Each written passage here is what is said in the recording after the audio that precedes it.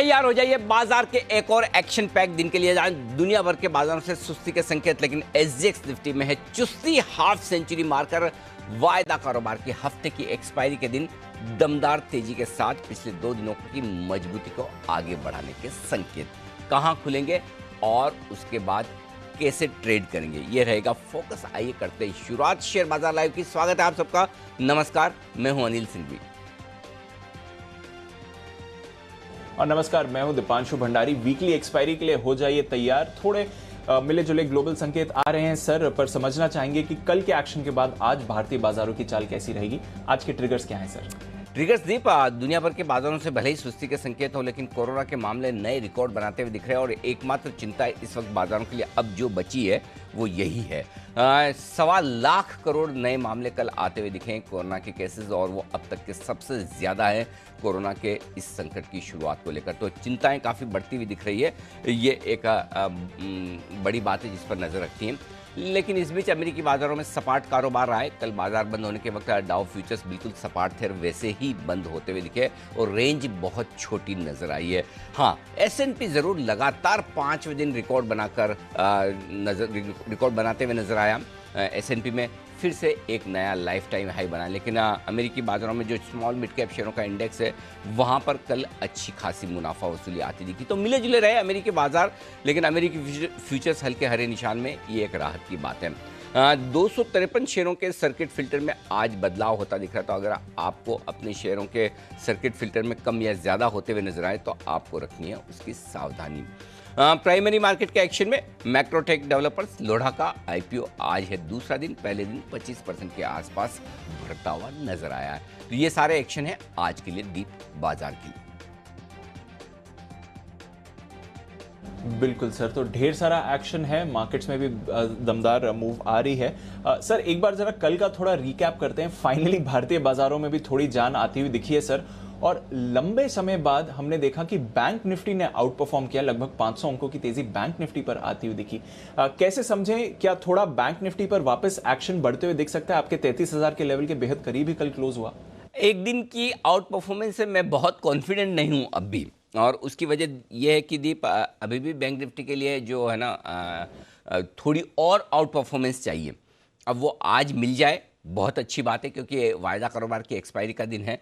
लेकिन अब भी वो डर या यूं कहें कि वो चिंता या वो सावधानी दिमाग में कहीं न कहीं ज़रूर है कि गिरने में ये हमेशा आगे रह सकता है। तो मेरा ये समझना है कि कल बैंक निफ्टी ने लीडरशिप लेने की कोशिश की थी, जिसका अंदाज़ा कल सुबह हम लगा भी रहे थे कि अब वो पिछले 3 दिनों का 4 दिनों का वो ट्रेड किए, बेचना है तो बैंक निफ्टी बेचिए और लेना है तो निफ्टी खरीदिए, वो कम से कम कल के दिन हमें नहीं रखना है। और उसकी वजह भी साफ थी कि आरबीआई की पॉलिसी के दिन बैंक निफ्टी लीडरशिप लेगा, और वो लीडरशिप तेजी की तरफ हो सकती है, हुई भी। लेकिन मेरा ये समझना है अब भी रेंज बाउंड है बैंक निफ्टी। ब्रॉडली आप ये देखेंगे 32,500 या इसके नीचे खरीदारी आती हुई दिखती है, 33,500 और उसके ऊपर बिकवाली आती दिखती है। तो बैंक निफ्टी के लिए ये जरूरी है ताकत दिखाने के लिए, आउट परफॉर्मेंस दिखाने के लिए 33,500 को पार करके बंद होने की कोशिश करे, तो बैंक निफ्टी में ये कह सकते हैं कि लीडरशिप वाली ताकत आ सकती है। लेकिन बात वही है कि अगर बैंक निफ्टी 33,500 के पार निकलकर या 34,000 के ऊपर निकलकर ट्रेड करने की कोशिश करेगा, तो तब तक आपको निफ्टी ऑलरेडी 15,000 15,100 के पार निकलने के संकेत दे सकता है, और तब फिर से आपको लीडर निफ्टी ही नजर आएगा। तो मुझे लगता है दीप कि अभी भी भले आज के सेशन में थोड़ा और बैंक निफ्टी ताकत दिखाए, लेकिन लीडरशिप के लिए स्पेशली तेजी की तरफ लीडरशिप हमें निफ्टी से ही लेनी है, इसमें कोई डाउट नहीं। Make no mistake. और एक और चीज़ जो कहना चाहता हूं वो ये कि जब तक ये कोरोना के मामले आपको चिंता की और इशारा कर रहे हैं, तब तक बैंक निफ्टी की तेजी पर उतना भरोसा मत कीजिए, उतने और कॉन्फिडेंट मत होइए। भले कल हम मान रहे थे कि बढ़ेगा बैंक निफ्टी ज़्यादा, कल बढ़ा भी,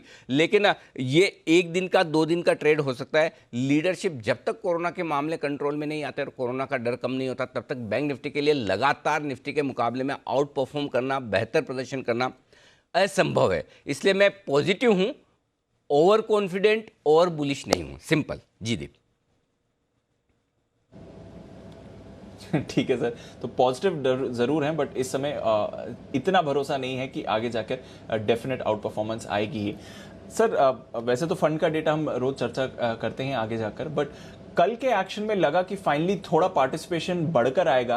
कैश फिगर्स देखें तो एफआईएस की तरफ से उतना बड़ा फिगर नहीं आया, बट एफआईएस डीआईएस दोनों की खरीदारी दिखी। फ्यूचर्स में थोड़ा अच्छा एक्शन दिखा, वहां से कुछ समझना चाहिए। दीप, जैसे समझना चाहें वैसे समझ ले, अच्छा भी और कम अच्छा भी, खराब तो नहीं है, कम से कम ये एक अच्छी बात है, खराब नहीं है।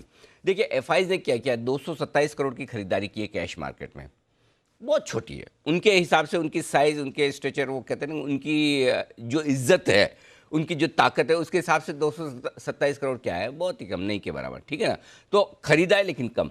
लेकिन अब आप वायदा कारोबार के डेटा देखेंगे तो आपको मजबूत दिखेंगे। 760 करोड़ के इंडेक्स फ्यूचर्स खरीदे हैं, 300 करोड़ के स्टॉक फ्यूचर्स खरीदे हैं, तो करीबन करीबन आपकी ये समझिए 1300 करोड़ के आसपास की खरीदारी डायरेक्शनल हो गई। तो ओवरऑल साइज में आपको ठीक नजर आती है, करेक्ट।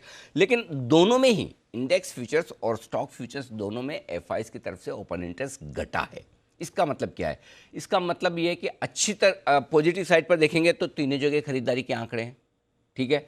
इंडेक्स फ्यूचर्स भी खरीदा है, स्टॉक फ्यूचर्स भी खरीदा है, कैश में भी खरीदा है, और क्या चाहिए? साइज भले ही कम हो लेकिन खरीदा तो है।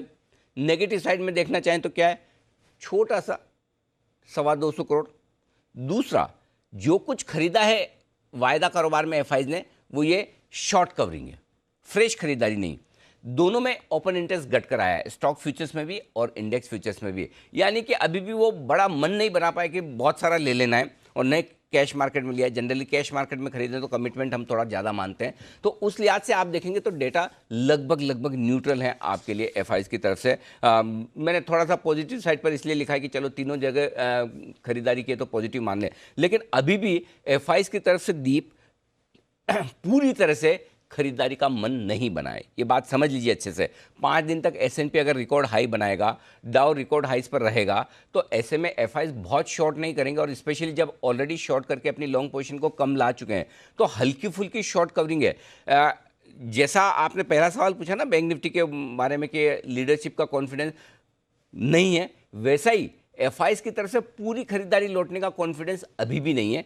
थोड़ा सा मुझे लगता है कि वो इंतजार करना चाहिए, हमें देखना चाहिए। हाँ, ये जरूर कह सकते हैं कि इन लेवल्स के आसपास बहुत बेचेंगे नहीं, क्योंकि आप देखिए एफआईएस की इंडेक्स में लॉन्ग पोजीशन 54% तक आ गई थी, वो घट कर अब वापस बढ़कर 60% पहुंची है। तो 60% के नीचे आमतौर पर वो इंडेक्स में लॉन्ग पोजीशन बढ़ाना पसंद करते हैं, बेचना पसंद नहीं करते हैं, वो हो रहा है। तो बेचने से हाथ रोका है वो है, बहुत एग्रेसिवली धूमधाम से बढ़िया तेजी के साथ खरीदने का मन अभी भी एफआईएस का दिख नहीं रहा। घरेलू फंड के डेटा मैंने आज पॉजिटिव साइड पर इसलिए लिखा है कि लगातार तीसरा दिन है, छोटा छोटा आंकड़ा ही सही, लेकिन खरीदारी तो की है, 381 करोड़ की खरीदारी की। अब वैसे देखा जाए तो कोई बहुत बड़ी बात नहीं है, लेकिन कम से कम बेचना बंद कर रहे हैं ये भी, और 3 दिनों से खरीद रहे हैं। तो मैंने बेनिफिट ऑफ डाउट देते हुए आज दोनों ही आंकड़ों को, एफआईएस और डीआईएस को पॉजिटिव साइड पर रखा है। पॉजिटिव से न्यूट्रल साइड पर है हल्के से, ये मानकर चलें। तो डेटा राहत देने वाले हैं, रिलीफ देने वाले हैं, सपोर्ट देने वाले हैं, आपको ओवर बुलिश बड़ा पॉजिटिव कर दे, वैसे अभी भी एफआईएस और घरेलू फंड्स के डेटा नहीं है दीप। चलिए सर, एटलीस्ट थोड़े तो राहत के संकेत हैं, कॉन्फिडेंस थोड़ा बढ़ना चाहिए, हालांकि ज्यादा बुलिश नहीं कर रहे हैं। अच्छा सर, बाकी के संकेत भी आपसे पूछना चाहूंगा, पर उससे पहले एक बार जरा वेदांता को फिर से रिविजिट कर लेते हैं। ओपन ऑफर खत्म हो गया है, 58% ही रिस्पांस मिला, यानी कि 65 करोड़ के सामने कुछ 37-38 करोड़ शेयर्स का ही रिस्पांस मिला। अब क्या चाल होनी चाहिए वेदांता की? ये जो ओपन ऑफर का ओवरहैंग अब निकल गया है, क्या व्यू बने अब? दीप देखिए, 87 रुपये 40 पैसे पर वेदांता का डीलिस्टिंग ऑफर, और वहाँ से 240 रुपये का दाम, 235 रुपये का दाम, 160 रुपये में प्रोमोटर्स की तरफ से रिवाइज ऑफर आया। उससे पहले 150 रुपये के आसपास डीलिस्टिंग की बुक बनेगी, ये उम्मीद थी, और उसके बाद ऑफर रिवाइज करके न सिर्फ 10% का बढ़ाकर 17.5% किया है। भाव न सिर्फ 160 का बल्कि 235 किया, और उसके बावजूद 100% एक्सेप्टेंस है, उसके बावजूद 100%।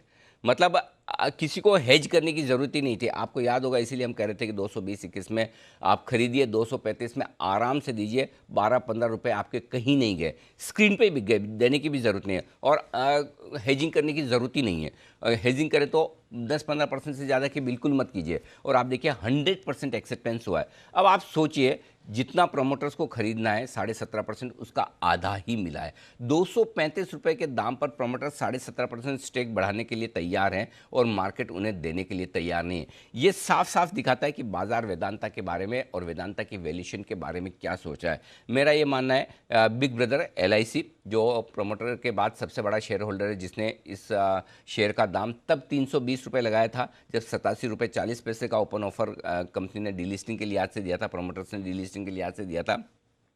मेरा समझना है कि स्टॉक में वैल्यू है, 87 रुपये में भी थी, 90-95 पे हमने कई बार कहा तब भी थी, 130-40 में भी थी, 160-70 का जब ओपन ऑफर आया तब भी हमने मना किया था, और अब भी मैं ये कहूँगा 230-35 रुपये हो सकता है, 10-15 रुपये ऊपर नीचे हो, वो एक अपनी जगह हो सकता है कि 208, 10, 15 आ जाए, थोड़ा टाइम वक्त बिताए, लेकिन अल्टीमेटली जब तक मेटल की साइकिल मजबूत है, कमोडिटी साइकिल स्ट्रॉन्ग है, और जब तक आपको पता है कि 300 सवा 300 तक ना पहुँचे, तब तक इन्वेस्टर्स के लिए शेयर डेफिनेटली होल्ड है, इसमें कोई डाउट नहीं। जी दीप।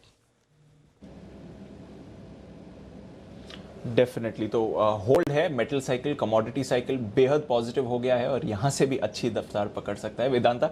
बहुत ही एक्शन पैक पिछले 6 महीने रहे हैं, फाइनली अब ये ओपन ऑफर का भी ओवरहैंग काउंटर से निकल गया है। तो सर वेदांता पर नजर रखेंगे, ढेरों और स्टॉक्स हैं जहां पर नजर रखनी है, आपसे स्टॉक ऑफ द डे भी लेना है, पर उससे पहले आज के संकेत समझते हैं। क्या बता रहे हैं आज का सेटअप सर? ग्लोबल संकेत न्यूट्रल है, न बहुत पॉजिटिव न बहुत नेगेटिव, न्यूट्रल से हल्के से पॉजिटिव मानकर चल सकते हैं, क्योंकि डाउ फ्यूचर्स हरे निशान में, डाउ जैसा हमने सोचा था वैसा ही बंद हुआ है, उससे हल्का सा 5-15 पॉइंट ऊपर ही। FIs और घरेलू फंड्स के संकेत हम विस्तार से बात कर ही चुके हैं। वायदा कारोबार के संकेत न्यूट्रल साइड पर हैं। सेंटिमेंट बड़े दिनों बाद पॉजिटिव होता हुआ दिखा है, ट्रेंड अभी भी आपके लिए न्यूट्रल है। 15,000 के ऊपर की क्लोजिंग के बाद हम फिर से ट्रेंड को पॉजिटिव कर देंगे। आज का सपोर्ट जोन निफ्टी पर 14,700 14,750 मानकर चलें। इसके नीचे वैसे जाने की संभावना कम है, लेकिन एक्सपायरी का दिन है, एक और रेंज आप अपने हाथ में रखें और वो होगी 14,575 से लेकर 14,650 की, जिसके लिए आपको करनी है खरीदारी स्ट्रॉन्ग बाय जोन के तौर पर। ऊपर में 14,875 14,950 वो रेंज है जहां पर हम कहीं न कहीं खुलने चाहिए इस रेंज में आज, और ये हल्की रुकावट का लेवल भी है। 14,930 आपको दिख रहा है, लेकिन इसमें से अगर आप प्रीमियम निकालेंगे, और प्रीमियम थी कल निफ्टी पर कितनी मैं बताऊं आपको, 70 पॉइंट के आसपास की थी, 68 पॉइंट, तो उस हिसाब से आप शायद 14,850 875 की रेंज में खुल सकते हैं। ऊपर में एक बार वहाँ पर रुकेंगे और उससे पार किया तो फिर 15,000 15,050 15,025 15,100 ये निफ्टी का फाइनल टारगेट आगे के लिए निकल कर आता है, अगर हम 15,000 को पार करके टिक पाए तो। बैंक निफ्टी का जहाँ तक सवाल है दीप, 32,500 32,675 तुरंत दिन के लिए सपोर्ट जोन के तौर पर काम करेगा, इसे होल्ड भी होना चाहिए। फिर भी एक और नीचे की रेंज आप अपने हाथ में रखें और वो है 32,000 माफ़ कीजिएगा 32,350 32,425, इस रेंज पर भरोसा कीजिए, और ये strong bye zone bank Nifty के लिए भी है। ऊपर में 33,300 33,500 हल्की प्रॉफिट बुकिंग की रेंज है, और उसके पार निकले तो 33,575 33,750 ऐसी रेंज है जहां पर आपको प्रॉफिट बुकिंग भी आएगी अच्छी खासी, और शॉर्ट बनाने के मौके भी वहां पर आपके लिए होंगे। तो दोनों ही हाई रेंज जो है निफ्टी और बैंक निफ्टी के लिए, उस हाई रेंज में आपको शर्तिया प्रॉफिट बुकिंग करनी है, और आप ट्रेडर एग्रेसिव हैं, शॉर्ट करना जानते हैं, तो वहाँ पर शॉर्ट भी ज़रूर करिए। शॉर्ट करने के लिए भी अच्छे लेवल हैं वो दोनों ही निफ्टी और बैंक निफ्टी पर। जी दीप। बिल्कुल, तो ये तो रहे बड़ी रेंज जो बाजार के लिए निकल कर आ रही है। दिन के लिए क्या इंपॉर्टेंट रेंज रहेगी सर? 14,750 14,875 दिन की छोटी रेंज मानकर चलें, और 14,700 से लेकर 14,950 दिन की मीडियम रेंज होगी, और बड़ी रेंज 14,650 15,000 की लेकर चलें, ये रेंज है निफ्टी के लिए।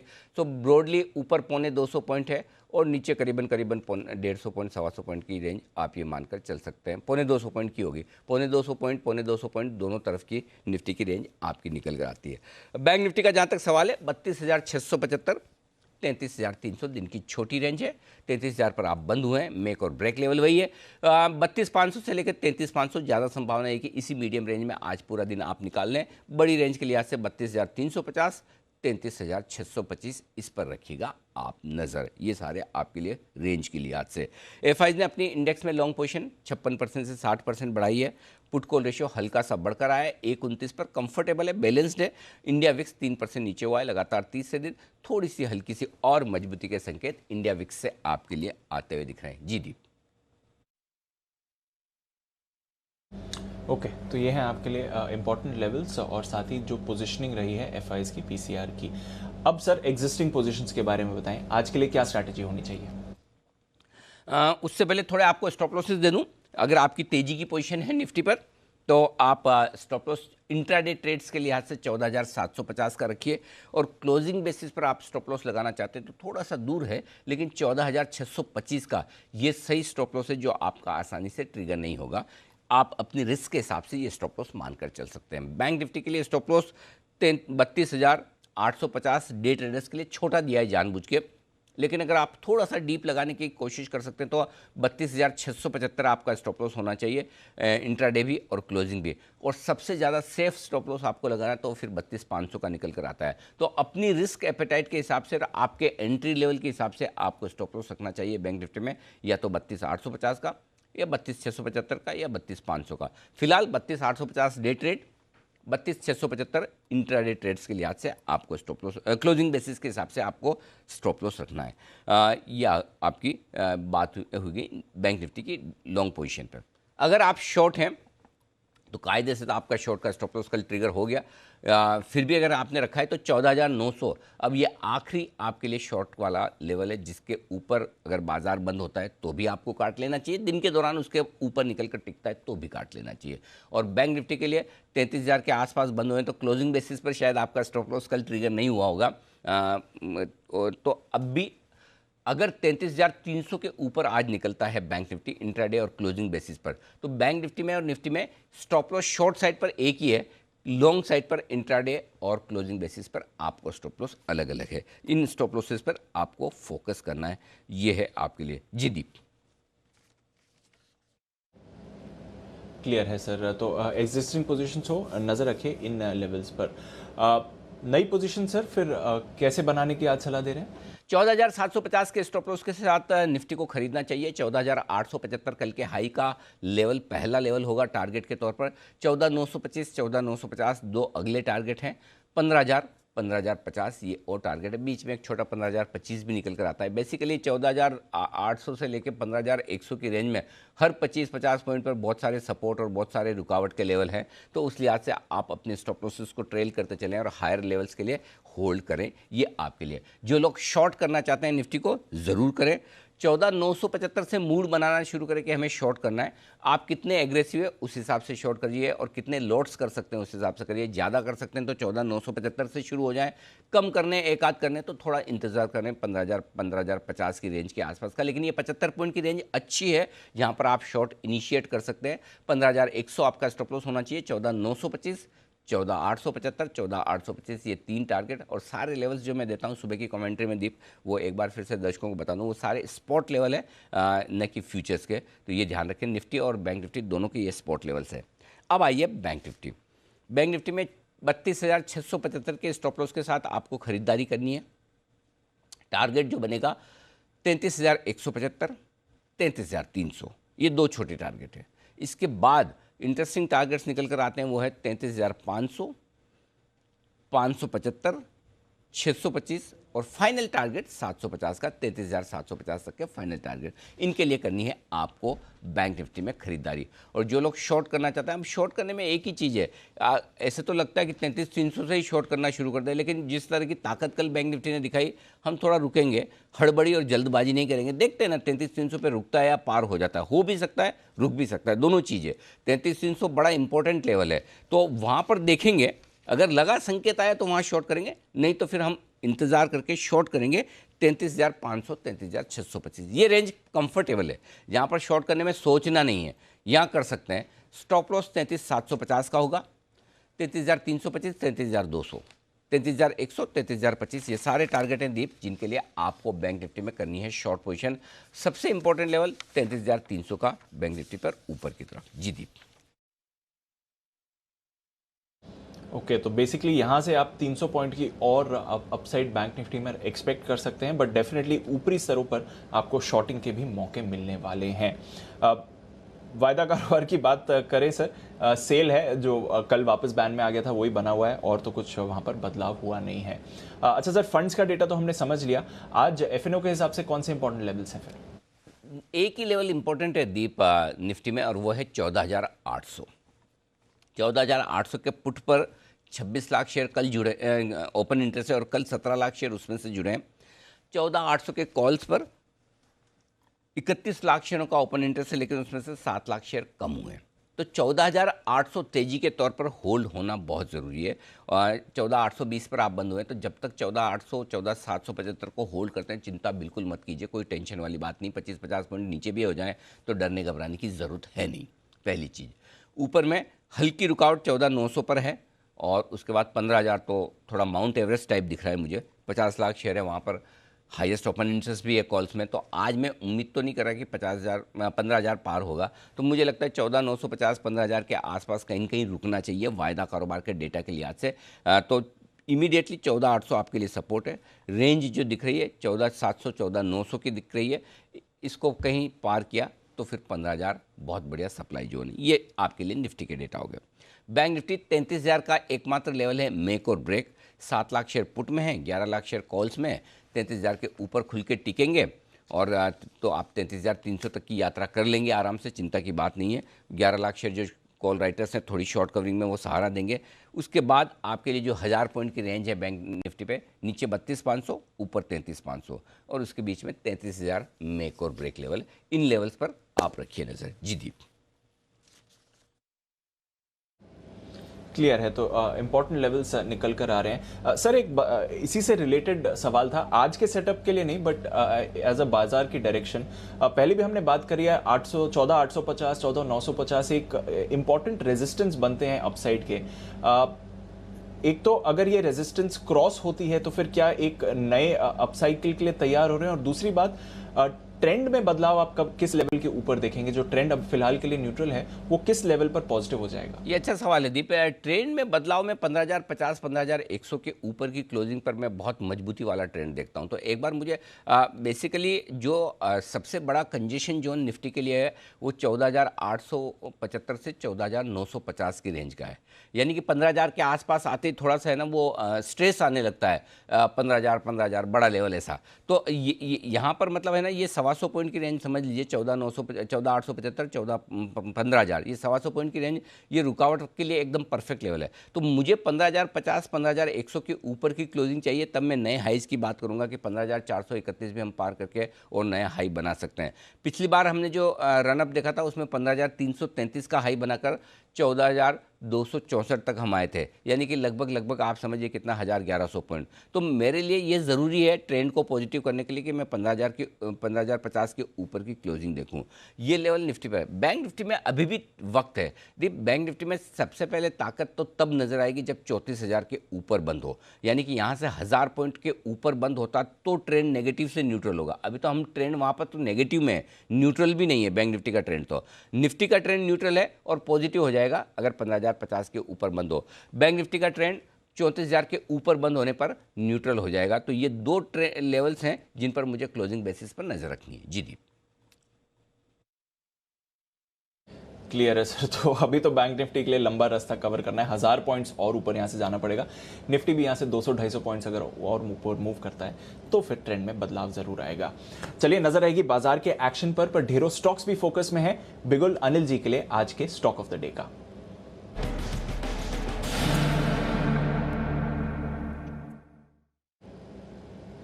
बताएं सर, कौन सा स्टॉक चुना है? फार्मा शेयरों पर फोकस है दीप। और देखिए अब अगले हफ्ते से नतीजों का सीजन शुरू भी हो जाएगा एक्टिवली, और उन कंपनियों पर फोकस करना चाहिए जहां अच्छे नतीजों की उम्मीद है, और उन शेयरों पर फोकस करना चाहिए जो खरीदारी और मजबूती दिखा रहे हैं। इस लिहाज से औरोबिंदो फार्मा, इसके फ्यूचर्स खरीदारी करने की राय है। 895 रुपये कल के लोज के आसपास का स्टॉप लॉस रखें। 909-10 रुपये के आसपास शायद फ्यूचर्स बंद हुए हैं। 900 रुपये तक आए तो थोड़ा और एक्यूमुलेट कीजिए। 925 और 940 इन दो लेवल्स के लिए आपको खरीदारी करनी चाहिए। फार्मा शेयर में लगातार मजबूती नज़र आ रही। ग्रेन्यूल्स हमने 2 दिन पहले परसों की बात, हाँ परसों हमने ग्रेन्यूल्स दिया था आपको खरीदारी करने के लिहाज से, वहाँ 20-30 रुपये की तेज़ी हो गई। ग्लेनमार्क 15-20 रुपये 25 रुपये वो बढ़ गया। तो ग्लेनमार्क औरोबिंदो फार्मा, ये स्टॉक्स ऐसे हैं जो मुझे लगता है अगले 2-4 दिनों के लिए अच्छी तेज़ी दिखा सकते हैं, तो यहाँ पर खरीदारी करने की राय है। तो औरोबिंदो फार्मा 925 और 940 के टारगेट के लिए आप खरीदारी कर सकते हैं। कल का stock of the day Hindustan zinc भी 317 रुपये का जो टारगेट था पहला, उस टारगेट तक पहुँचा भी और वो भी मजबूती के साथ ही बंद हुआ। तो स्टॉक ऑफ द डे के तौर पर आज एक फार्मा शेयर और वो है औरो फार्मा।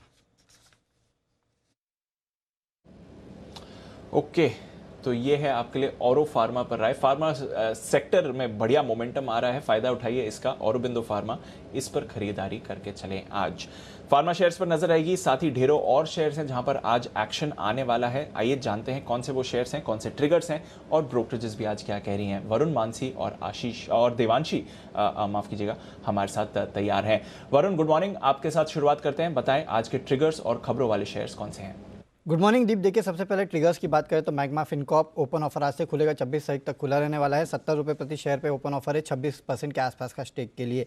सुप्रजीत इंजीनियरिंग आज से यहाँ भी ओपन ऑफर बायबैक जो है वो खुल चुका है, 26 अप्रैल तक ये भी खुला रहेगा। 320 प्रति शेयर का भाव रखा गया है।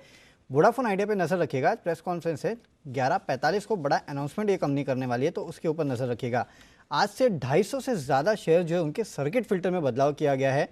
कुछ में अगर आपको बताऊँ तो 5% से जहाँ 20% किया है उसमें आरती सर्फेक्टेंट्स है, 10% से 20% जिसको किया है उसमें NCC, just dial, NBCC, KEC international, RCF जैसे काउंटर शामिल है। 5 से 10% जिसमें किया गया है उसमें हिंदुस्तान कॉपर, एमटीएनएल, रुचि सोया जैसे काउंटर शामिल है।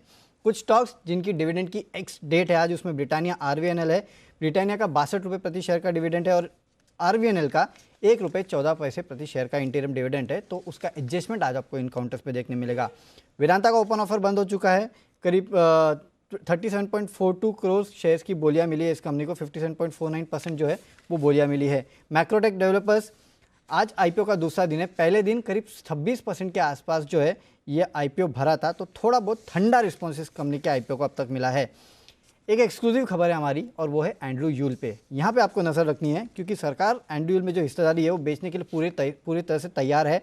दीपम और नीति आयोग जो है इन्होंने सभी कारोबार में विनिवेश पे चर्चा जो है वो शुरू कर दी है और इसको अलग अलग करके बेचने की योजना है। तो इसका एक बहुत बड़ा फायदा जो इस कंपनी को मिलेगा, सरकार का इसमें करीब 89% के आसपास का स्टेक है। Hindustan copper QIP book launch कर दिए कल शाम को। कंपनी फ्लोर प्राइस जो रखा है 125 रुपीज़ 79 पैसे का तय किया है, करीब 15-15.5% डिस्काउंट पे है और 12 अप्रैल को फाइनल इशू साइज और प्राइस पर बोर्ड की बैठक होने वाली है। गोदरेज कंज्यूमर्स, इस कंपनी ने अपने Q4 का अपडेट दिया और अपडेट काफ़ी अच्छा है। कंपनी का कहना है कि मजबूत ग्रोथ देखने मिली है। कंपनी की कांस्टेंट करेंसी ग्रोथ जो है उसमें करीब 20% की रेंज में हो सकती है वो, और भारत में जो सेल्स ग्रोथ है वो करीब 30% के आसपास की ग्रोथ रह सकती है। और कंपनी ने कहा है कि डिमांड तो अच्छी है, साथ ही साथ जो प्राइस इंक्रीज कंपनी ने लिया था उसका भी बड़ा फायदा जो है इस क्वार्टर में आपको देखने मिल सकता है। तो इंडियन ग्रोथ और इंटरनेशनल ग्रोथ अच्छी रही है। प्रकाश इंडस्ट्रीज, इस कंपनी ने भी Q4 का अपडेट दिया और यहाँ भी अपडेट अच्छा है। Q4 में कंपनी ने अब तक की सबसे ज़्यादा बिक्री की है। बिक्री जो है 2.72 लाख टन है, यानी कि क्वार्टर बेसिस पे अगर आप देखेंगे तो करीब 8.5-9% के आसपास की बढ़ोतरी है और ईयर ऑन ईयर करीब 31% के आसपास की बढ़ोतरी देखने मिली है। तो दोनों ही कंपनियां जिन्होंने अपडेट दिया है काफ़ी बेहतर है। ओके, तो अपडेट्स तो लगातार दमदार आ रहे हैं। एफएमसीजी हो, मेटल्स हो और रियल एस्टेट हो, सभी सेक्टर से अच्छे अपडेट्स अब तक आए हैं। आइए देखते हैं और कौन से स्टॉक्स हैं जहां पर आपको रखनी है नजर। मानसी से जान लेते हैं। गुड मॉर्निंग मानसी, बताएं।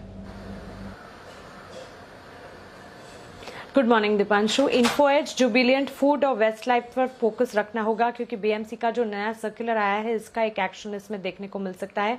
मुंबई में फूड होम डिलीवरी 24 घंटे जारी रहेगी। वीकेंड लॉकडाउन में भी खाना डिलीवर करवा सकेंगे, तो इस खबर के चलते इन शहरों पर नजर रहेगी। सिप्ला, डॉक्टर रेड्डीज, कैडिला और सन फार्मा पर भी फोकस रहेगा। सरकार ने रेमडेसिविर बनाने वाली कंपनीज को क्षमता बढ़ाने के आदेश दिए हैं। अगले हफ्ते से पूरी क्षमता पर दवाई बनाने के आदेश दिए गए हैं।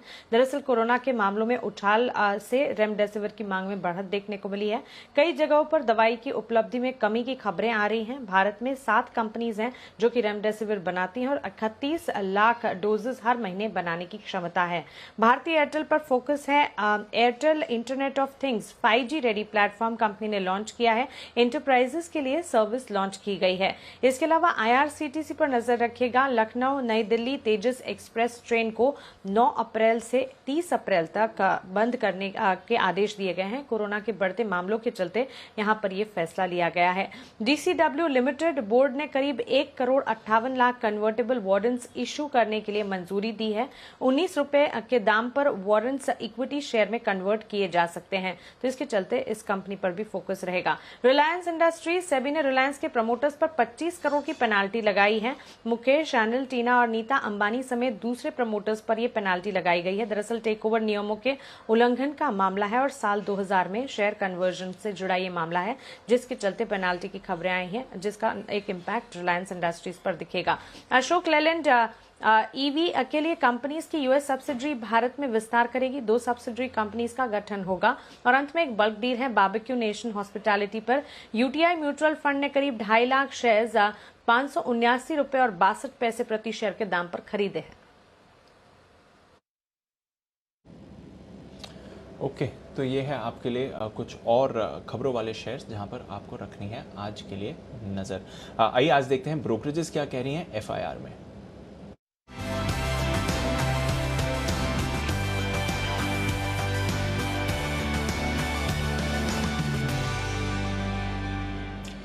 देवांशी आज हमें बताएंगी ब्रोकरेजेस का क्या कहना है। गुड मॉर्निंग देवांशी, बताएं।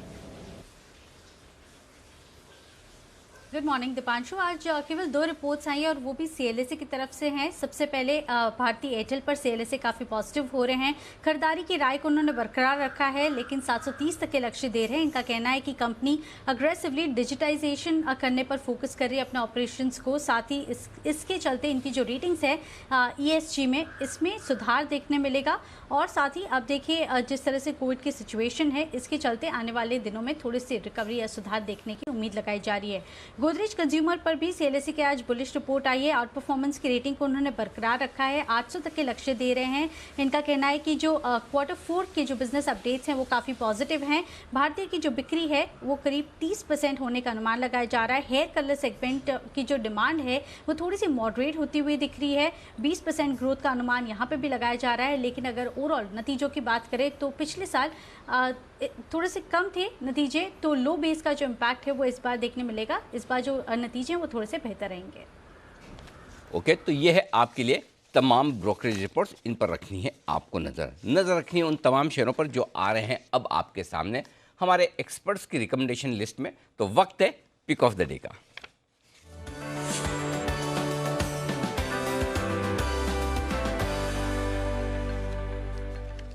हमारे सारे मेहमान हमारे साथ हैं और शुरुआत करते हैं कोलकाता से। सिमी जी, गुड मॉर्निंग, बताइए आपका pick of the day. Good morning Anil ji. आज के लिए मेरा पिक ऑफ द डे होगा मदरसन सुमी। करंट लेवल पर खरीदने का सलाह होगा। 211 के नीचे स्टॉप लॉस स्ट्रिक्टली मेंटेन करेंगे। पहला टारगेट 217, 219 और 222, ये तीनों टारगेट्स के लिए मदरसन सुमी को खरीदने का सलाह होगा। 217, 219, 227 ये 3 टारगेट है जिसके लिए करनी है मदरसन सुमी में खरीदारी। तो मदरसन सुमी में सिमी जी आज पिक ऑफ द डे के तौर पर 222 है तीसरा टारगेट, माफ़ कीजिएगा। और इसके लिए धन्यवाद देने के लिए वागले साहब भी तैयार है। वागले साहब सुप्रभात। आपने कल मेरे ख्याल से क्लोजिंग वाले शो में आखिर में मदरसन सुमी जाते जाते रिकमेंड किया था, अगर मुझे सही से याद है। Anil ji good morning. बिल्कुल सही याद है आपको, और मेरा 220 का टारगेट है जो शायद आज पहले घंटे में ही आना चाहिए। Okay, wonderful. बताएं सर आज का pick of the day. Anil ji आज मैंने एक कैश का स्टॉक चूज किया है, लेकिन क्योंकि ये हमारे चैनल पे ऑलरेडी डिस्कस हो चुका है, इसके फंडामेंटल्स के बारे में कोई चिंता नहीं है, आप उसको कंफर्म करिए। मेरा स्टॉक है सीक्वेंट साइंटिफिक। कल इसने बड़ा वाला ब्रेकआउट दिया है inverse head and shoulder pattern का। 266 का बंद है। मेरा 261 का एक क्लोज स्टॉप लॉस है। आपकी 5-5.5 रुपए की रिस्क बनेगी, 5-6 रुपए की। और ऑन द अपसाइड मुझे ये 290 to 295 तक जाते हुए दिखता है। 2 से 3 दिनों का टाइम फ्रेम। सो 5 रुपए का रिस्क, लगभग एक 25 रुपए का टारगेट। बहुत ही बढ़िया ट्रेड सेटअप बन रहा है। बिल्कुल निश्चिंत होकर रिकमेंड करें। बहुत फंडामेंटली अच्छी कंपनी और सिद्धार्थ सेरानी साहब की लिस्ट में भी कई बार रह चुके हैं। सीक्वेंट साइंटिफिक ये है स्टॉक जहां पर आपको करनी है खरीदारी। बंसल जी सुप्रभात, बताएं सर आपने कौन सा शेयर चुना है आज। अनिल जी मैं भी एक जानदार, सुप्रभात अनिल जी पहले तो, और मैं एक बड़ा जानदार शेयर चुन के लाया हूं जिसके अंदर एक डाउनवर्ड स्लोपिंग चैनल से एक बड़े वाला ब्रेकआउट हुआ है। और कॉल के बाद अनिल जी मैं दो लोगों से धन्यवाद का भागीदार बनूंगा। तो स्टॉक है मेरा विशाखा इंडस्ट्रीज। इसके अंदर एक डाउनवर्ड चैनल से ब्रेकआउट हुआ है। मैं तो आज की बात कर रहा हूं। आज के लिए 495 का स्टॉप लॉस, 535 का टारगेट, बाय एंड होल्ड करेंगे तो ऊपर के लेवल भी देखने को मिलेंगे। ओके, 512 रुपये के आसपास चल रहा है, यहाँ खरीदे। विशाखा इंडस्ट्रीज, जैन साहब का और सेठी साहब का दोनों का पसंदीदा शेयर, यहाँ पर खरीदारी करने की राय है आपके लिए बंसल जी की तरफ से। आइए, कुणाल जी भी हमारे साथ हैं। कुणाल जी, आपको क्या पसंद है आज के लिए? Good morning sir.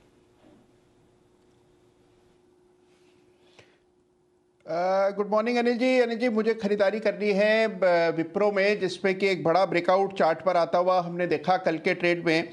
और कल अनिल जी सारे एक एक करके जितने भी आईटी स्टॉक्स थे सब में ब्रेकआउट हुआ। दो ब्रेकआउट मुझे विशेष रूप से पसंद आए, एक विप्रो का और दूसरा एलटीटीएस का। दोनों चार्ट्स बहुत ज़बरदस्त हैं, लेकिन मैंने चुना है विप्रो को, जिसमें कि एक बुलिश फ्लैग पैटर्न का ब्रेकआउट कल के ट्रेड में देखने को मिला। मुझे लगता है अनिल जी 460 रुपए के लेवल्स विप्रो में आते हुए दिखेंगे। इन स्तरों पर खरीदारी करके चलना है। यहाँ पर 432 432 का एक बहुत ही छोटा सा स्टॉप लॉस लेकर के बाय करें।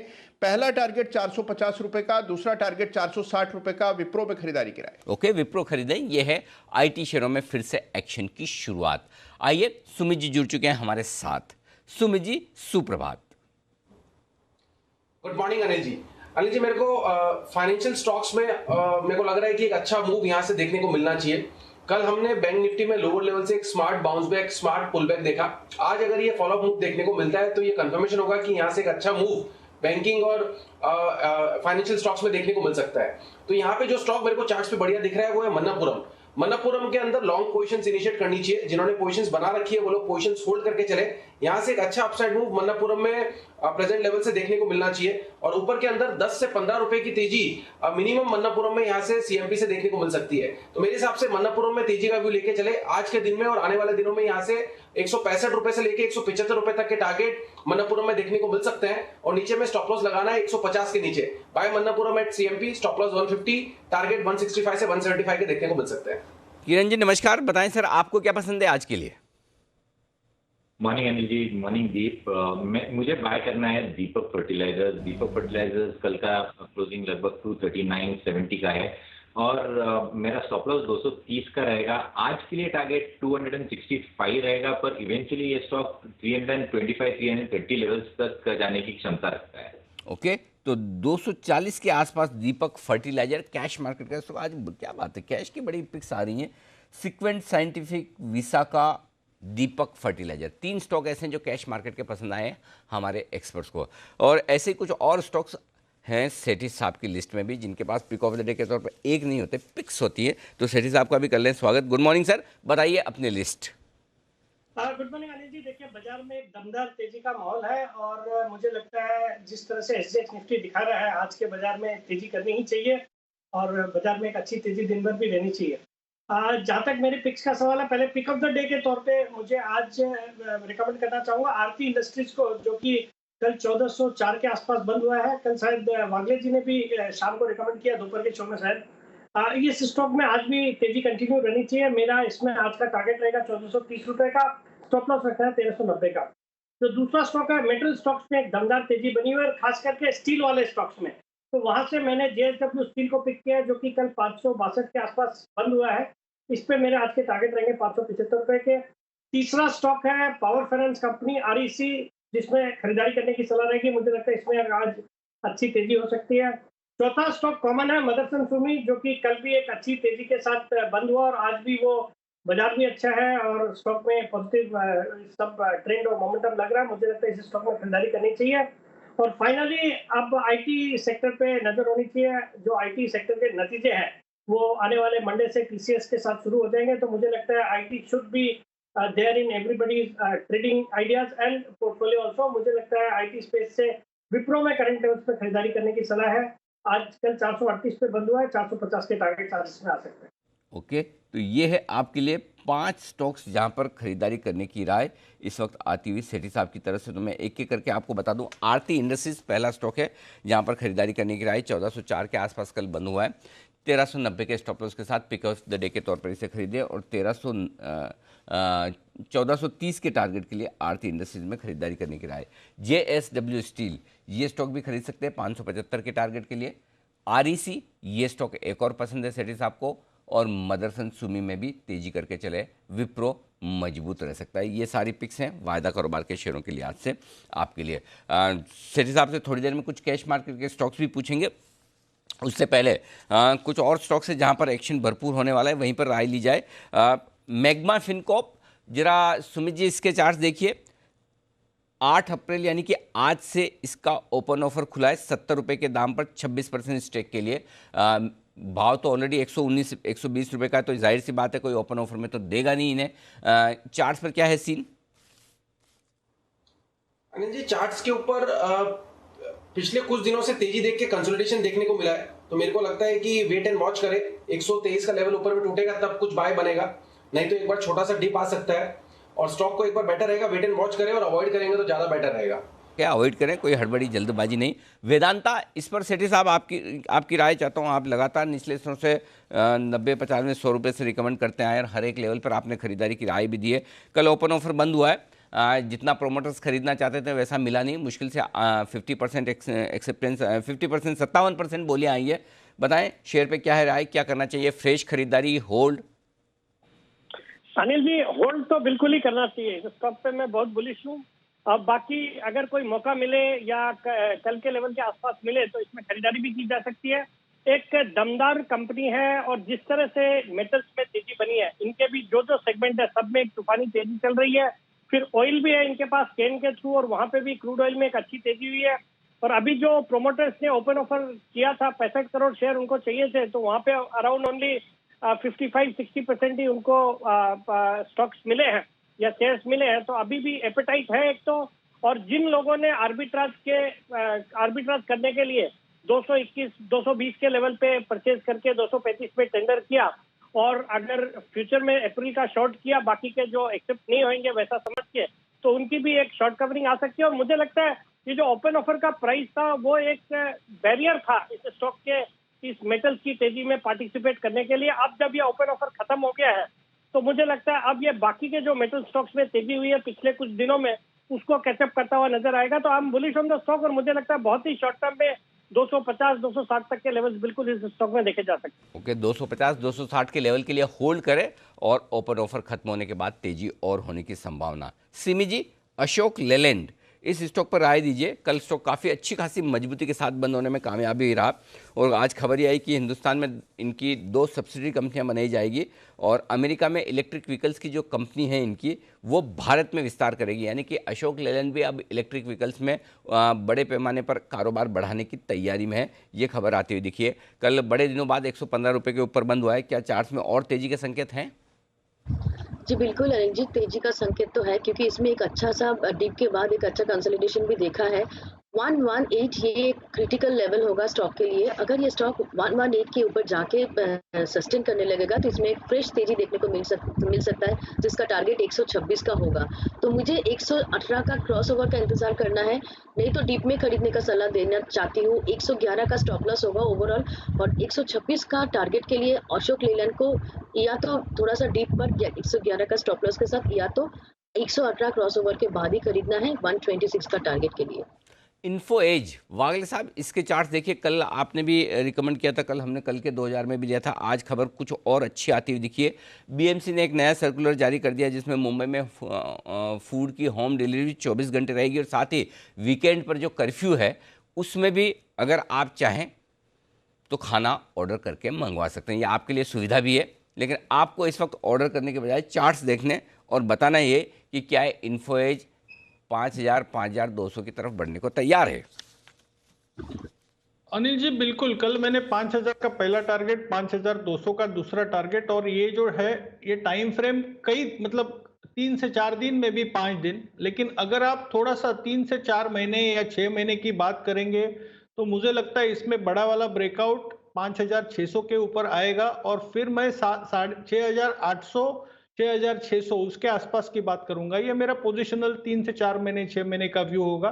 तो ये इन्वेस्टमेंट वाला स्टॉक है, हर गिरावट पे करेक्शन पे बाय करके होल्ड करे और लंबा प्ले करे। मुझे लगता है ये stock on the upside out perform करेगा। चलिए, बढ़िया तेजी की संभावना, और साथ ही पॉलिसी बाजार.com अगले महीने अपने आईपीओ के लिए प्रोस्पेक्टस फाइल कर सकता है, जहां पर लगभग 13% के आसपास की हिस्सेदारी इन्फो एज के पास है। तो एक और वैल्यू अनलॉकिंग वाला मामला आपके लिए। हिंदुस्तान कॉपर, सेठ साहब इस पर राय दीजिए। कल शाम QIP खुला है इसका, 125 रुपये 80 पैसे के आसपास फ्लोर प्राइस तय किए, जो कि यहाँ से सिर्फ 15-15.5% डिस्काउंट पे है। तो जाहिर सी बात है आज स्टॉक गिरना तो है। अगर निवेश के लिहाज से मेटल की तेजी को देखते हुए खरीदना है तो क्या खरीदें? पहला तो सवाल जवाब बताइए हाँ या ना, और अगर खरीदना है तो फिर किस प्राइस के आसपास लेना ठीक है? नहीं, बिल्कुल अनिल जी, देखिए QIP का प्राइस चूंकि 10-15% से ज्यादा डिस्काउंट पे है, तो स्टॉक में गिरावट आनी चाहिए। बाकी देखिए फंडामेंटल्स बिल्कुल बदली हो गए हैं इस कंपनी के। कॉपर में भी एक दमदार तेजी बनी हुई है, पिछले 8-10 साल के हाइट पे कॉपर चल रहा है। स्टॉक ने वैसे इस रैली में ऑलरेडी पार्टिसिपेट भी किया है, बट मुझे लगता है ये जो QIP के आसपास के प्राइस पे अगर ये स्टॉक मिले या इवन 130 के आसपास से मिले तो इस स्टॉक में बिल्कुल खरीदारी करनी चाहिए। मुझे लगता है इस क्वार्टर के जो नतीजे आएंगे मेटल सेक्टर के बेहद ही दमदार होंगे और ये स्टॉक यहाँ से और अच्छा कर सकता है। तो at around 130 rupees I think one should be buying into this stock. Kiran ji, Godrej consumer products, Godrej CP जो बंसल जी कहते हैं, उस पर आप दीजिए राय। और इन्होंने चौथी तिमाही का जो अपडेट दिया बड़ा तगड़ा, सेल्स और वॉल्यूम ग्रोथ दोनों के मजबूत आंकड़े आने की संभावना बन रही है। जिस तरह से उन्होंने कहा कि प्राइस भी अच्छी बढ़ रही है, वॉल्यूम ग्रोथ भी अच्छी आ रही है, डिमांड भी मजबूत है। तो तगड़ा आउटलुक गोदरेज कंज्यूमर की तरफ से आता हुआ। स्टॉक के चार्ट्स पर क्या है आपकी राय? 730 एक बहुत अच्छा बेस है स्टॉक के लिए, इसके नीचे जाने की प्रोबेबिलिटी बिल्कुल नहीं है। लॉन्ग पोजीशंस के लिए 730 के नीचे 728, 729 के आसपास के स्टॉप लॉसेस होने चाहिए। और मुझे लगता है कि 2 से 3 दिन का अगर वर्क करे तो 755, 760 के लेवल्स आपको आते हुए देखने को मिलेंगे स्टॉक में। सिमी जी, ब्रिटानिया के चार्ट्स देखिए और बताइए आपकी क्या राय है। आप कई बार इस स्टॉक को ट्रैक करती है और ब्रिटानिया के लिए और बॉम्बे डाइंग ग्रुप के लिए एक खबर है इंटरेस्टिंग, और वो ये कि वाडिया परिवार अब सारे कंपनियों में सिर्फ इन्वेस्टर के तौर पर, प्रोमोटर के तौर पर रहेंगे, लेकिन डे टू डे मैनेजमेंट वो प्रोफेशनल्स के हाथ में देने की तैयारी में। ये खबरें आई है, पिछले 2 दिनों से ये खबरें आ भी रही है और एक एक करके वो कंपनी से एग्जीक्यूटिव रोल से बाहर भी निकल रहे हैं। बाजार आई एम श्योर इसे पॉजिटिव लेने की कोशिश करेगा। बताएं ब्रिटानिया के चार्ट्स। ये चार्ट्स तो काफी दमदार है, पर इसमें ऑलरेडी काफी बड़ा रैली हो चुका है। 3300, 3400 का लो बना के फिर ये स्टॉक अभी 3800 के आसपास है। मुझे लगता है कि बहुत ज्यादा टाइम नहीं लगेगा 4000 लेवल क्रॉस करने के लिए, तो इसमें कोई भी डिप मिलते ही खरीदारी करना है। 4000 का मिनिमम टारगेट इसमें है, जो कि हो सकता है नेक्स्ट 1 से 1.5 महीने में आ सकता है। 4000 के ऊपर एक मेजर प्राइस वॉल्यूम ब्रेकआउट अगर देखने को मिलता है तो मुझे लगता है कि इसमें धीरे धीरे 4400 तक का भी टारगेट देखने को मिल सकता है नेक्स्ट 6 से 8 महीने में। तो पोजिशनली जाना पड़ेगा, कोई भी डीप में खरीदने का सलाह होगा। 3700 के नीचे स्टॉप लॉस लगाएंगे। 4000 का मिनिमम टारगेट और 4400 का मैक्सिमम टारगेट के लिए ब्रिटानिया को खरीदा जा सकता है। बंसल जी, रिलायंस के चार्ट्स पर राय दीजिए। खबर ये आई कि सेबी ने रिलायंस के प्रमोटर्स पर 25 करोड़ की पेनल्टी लगाई है। 20 साल पुराना मामला है, 2000 का, शेयरों के कन्वर्जन से जुड़ा हुआ, जिसमें टेक ओवर के नियमों का शायद उल्लंघन हुआ है, तो इसके चलते पेनल्टी लगी है। सेंटिमेंट के हिसाब से थोड़ा शायद ख़राब हो। रिलायंस निचले स्तरों पर खरीदना है, शॉर्ट करना है, क्या करना चाहिए? नहीं अनिल जी, शॉर्टिंग तो नहीं करेंगे as of now, wait and watch करेंगे। एक बड़ा सपोर्ट 1960 1960 के स्तरों पे एक बड़ा सपोर्ट है, और दूसरा एक सपोर्ट 1983 पर है, 1983 के स्तरों पर एक सपोर्ट है। Technically stock short term chart पर ओवरसोल्ड टेरिटरी में है, तो शॉर्टिंग नहीं करेंगे, वेट एंड वॉच करेंगे रिलायंस इंडस्ट्रीज में। वोडाफोन आइडिया और भारती एयरटेल, इन दोनों के चार्ट्स देखकर आप तैयार रहें। कुणाल जी, मैं आपके पास आऊँगा, क्योंकि वोडाफोन आइडिया के लिए आज खबर ये आ रही कि दोपहर में 11:45 पर एक प्रेस कॉन्फ्रेंस है, देखते हैं क्या कुछ ऐलान वहाँ पर आते हैं। और भारती एयरटेल ने अपना 5G रेडी प्लेटफॉर्म लॉन्च किया और साथ ही एंटरप्राइजेस के लिए सर्विसेज भी लॉन्च किए। तो दोनों ही कंपनियों के लिए अच्छी खबर है, भारती एयरटेल के लिए भी और वोडाफोन आइडिया के लिए भी। वोडाफोन आइडिया के लिए तो खबर बाद में पता चलेगी, अभी तो ये है कि हाँ कुछ ऐलान आने वाला है। अब वो ऐलान कुछ प्लान्स मार्केटिंग से रिलेटेड होगा या फिर वो ऐलान कोई दूसरी तरह का फंड रेजिंग का होगा, ये पता नहीं है अभी तक, लेकिन है, खबर है। तो दोनों के चार्ट्स देखिए, बताइए क्या करना है।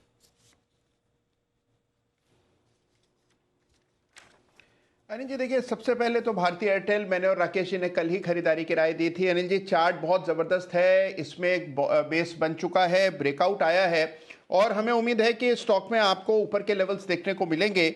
चार्ट पर इस तरह की ताकत है अनिल जी कि 590 600 लेवल के लेवल्स भी दिखा सकता है जिस तरह का यहाँ पर स्ट्रक्चर है। तो जिन्होंने भी खरीदा है होल्ड करके चलें, यहाँ पर डाउनसाइड रिस्क लिमिटेड है और अपसाइड में काफ़ी बड़ी जगह है। तो भारतीय एयरटेल एक क्लियर विनर है। रहा सवाल अनिल जी वोडाफोन आइडिया का, तो अनिल जी मेरी तो एक ही उम्मीद है कि आज की प्रेस कॉन्फ्रेंस में घोषणा कर दें कि हमारी स्पीड बढ़ जाएगी। तो अनिल जी स्पीड जो है इनके नेटवर्क की बहुत पुअर है, अभी भी कोई सुधार उसमें दिखता नहीं है और चार्ट में भी अनिल जी फिलहाल कोई खरीदारी का संकेत दिखता नहीं। कुणाल जी आगे बढ़ो, हम तुम्हारे साथ हैं। बस आप हमारे नेता हैं, हम आपको इतना ही सपोर्ट कर सकते हैं, क्योंकि अगर स्पीड बढ़ेगी तो यकीन मानिए न सिर्फ वोडाफोन आइडिया की स्पीड बढ़ेगी, मेरी भी काम करने की स्पीड बढ़ेगी, क्योंकि मेरे पास भी कनेक्शन इन्हीं का है। तो ये बात आपने बहुत अच्छी कही, स्पीड बढ़ाने वाली। मैं आपसे मतलब 100% सहमत हूँ। और इसी तरह से अगर आप है ना मुद्दे उठाकर आगे लीडरशिप लेंगे और इसी तरह से अगर इसी तरह का ड्रेसअप करके आप रोज आते रहेंगे तो देश का बड़ा नेता बनने से आपको कोई रोक नहीं सकता।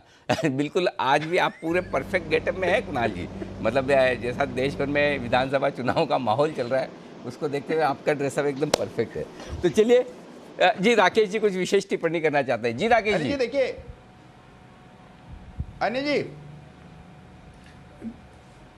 अनिल जी मैं ये बोलना चाह रहा हूँ, कुणाल जी से मेरी गुजारिश है कि थोड़ा सोच बदले अनिल जी। छोटी सोच नहीं रखनी चाहिए कि नेटवर्क की स्पीड बढ़ रही है। हाँ। घोषणा अनिल जी, सारा देश तो घोषणा की वेट कर रहा है कि निवेशक आ गया, फॉरेन पार्टनर आ रहा है, मतलब कि प्राइवेट इक्विटी का पैसा आ रहा है, इसकी अनिल जी वेट हो रही है। इसके सामने तो अनिल जी नेटवर्क वाली जो न्यूज है बहुत छोटी है। और अनिल जी अगर इन्होंने बाई चांस ऐसी कोई घोषणा कर दी कि पैसा आ रहा है, तो अनिल जी जो आपकी काम करने की स्पीड है ना वो स्लो नेटवर्क में भी अनिल जी फास्ट हो जाएगी। मतलब आप कभी ये भी है ना बंसल जी राजनीति में उतरने की सोचे भी ना। आज जितना राजनीति में उतरकर कुणाल जी के सक्सेसफुल होने के चांस है उतना ही आपके लिए डिजास्टर साबित होगा, क्योंकि कुणाल जी ने जो मुद्दा छुआ ना वो देखो देश की जनता के साथ जुड़ा हुआ है। आपने जो मुद्दा छुड़ा ना वो थोड़े से लोगों के पैसे कमाने के साथ जुड़ा हुआ है कि फंड रेजिंग। इसलिए कुणाल जी है ना राजनीति के लिए परफेक्ट है। कुणाल जी कुछ कहना चाहते थे इस पर। जी कुणाल जी। अनिल जी देखिए मैंने आधा काम तो कर लिया है, आधा काम आपको करना है। अनिल जी कपड़े मैंने बनवा लिए हैं, अब बस आपको टिकट दिलवानी है Anil ji.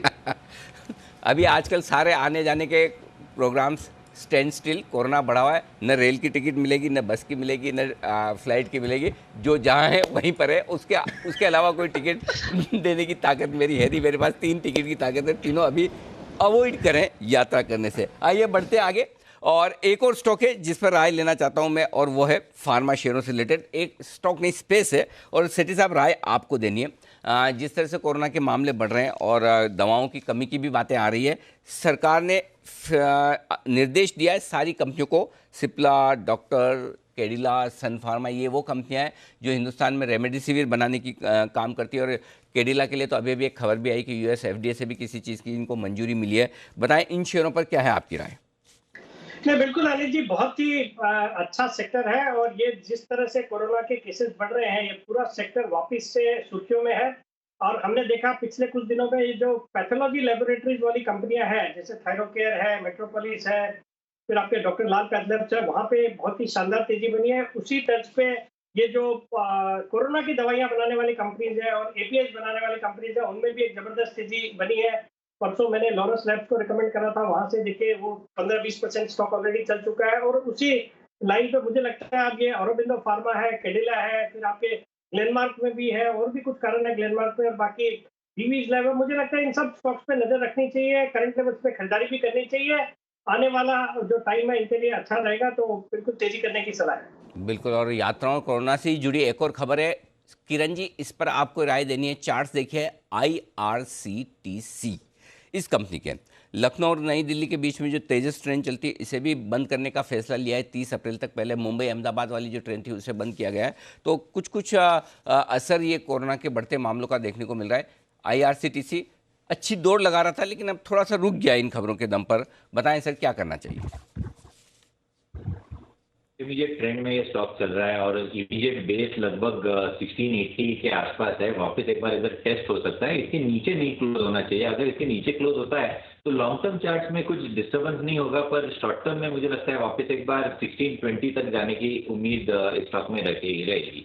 On the higher side 1750 1780 ये बहुत बड़ा हर्ट है, ये जब तक क्रॉस नहीं करता तब तक एक अप ट्रेंड रिज्यूम नहीं होगा। ओके, तो ये है आपके लिए राय IRCTC पर।